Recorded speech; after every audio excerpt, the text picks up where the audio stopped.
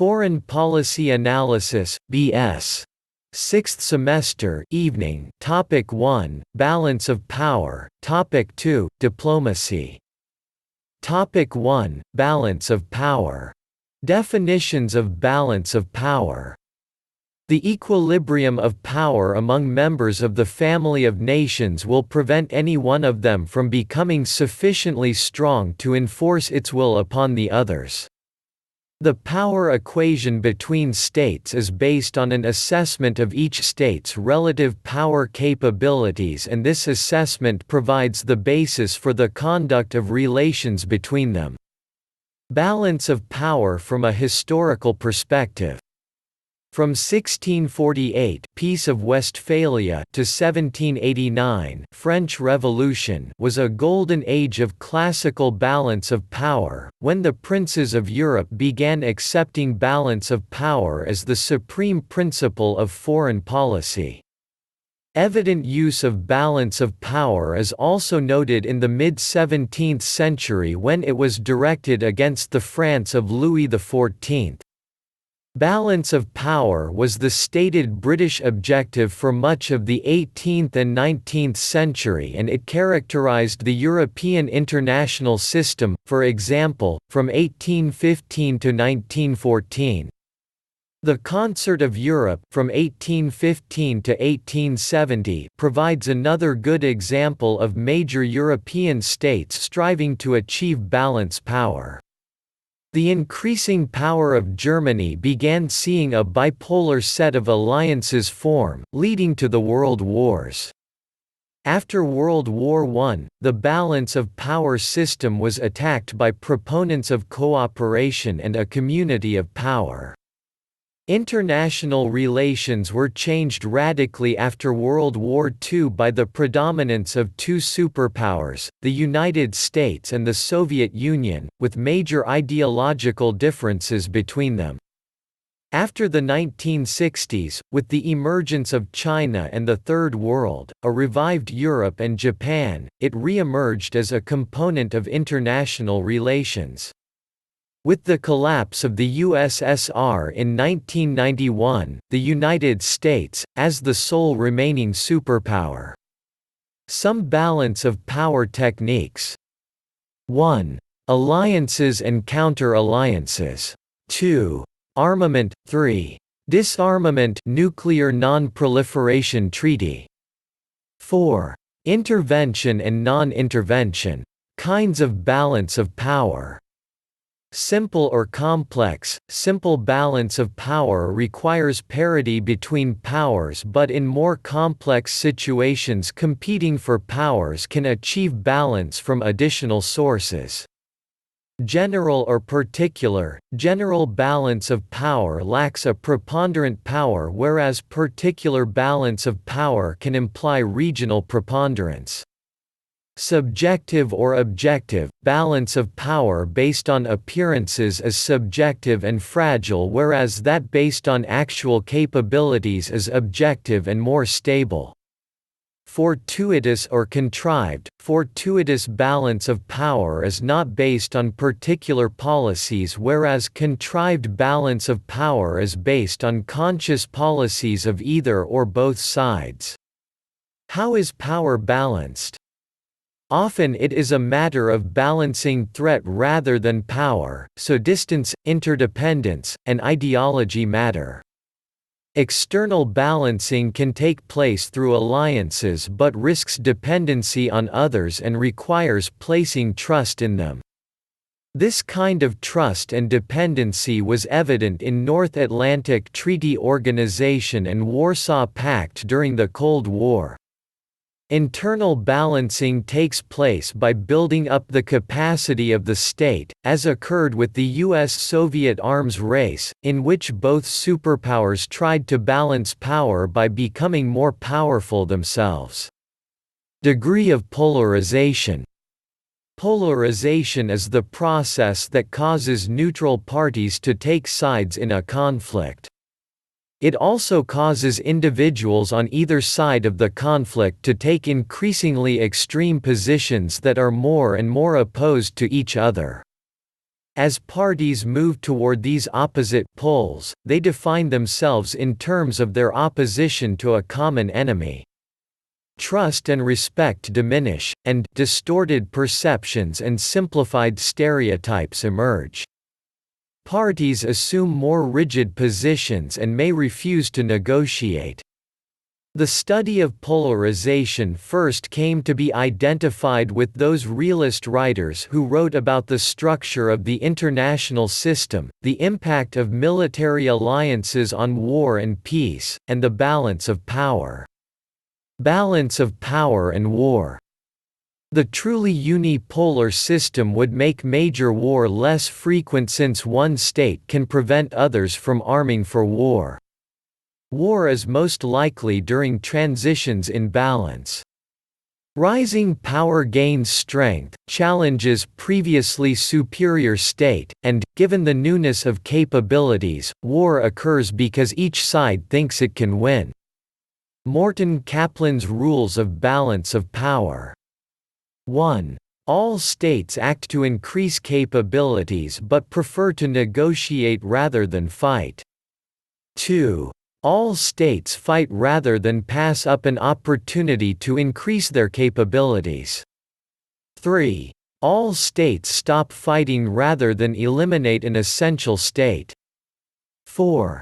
All states act to oppose any coalition or single state which tends to assume a position of dominance within the system. 5. All states act to constrain states who subscribe to supranational organizing principles. 6. All states permit defeated or constrained states to re-enter the system as potential partners. Balance of power in the modern world. The creation of superpowers made it impossible to negotiate individual balance of power. The increasing disparity between states has made maintaining balance of power very difficult. Ideological positioning also makes switching sides very difficult in the multipolar world. Functions of balance of power. Balance of power has prevented universal empires from transforming the world by conquest. It provided peace in the absence of effective mechanisms of collective security. The need for balance of power between big powers has proven particularly beneficial for secondary or smaller states. Balancing power for the secondary states. Secondary states, if they are free to choose, flock to the weaker side, for it is the stronger side that threatens them. On the weaker side, they are both more appreciated and safer. States ally with those who cannot dominate them to avoid domination by those who can. Criticism of balance of power. Power, not peace, is the overriding concern within the balance of power imperative.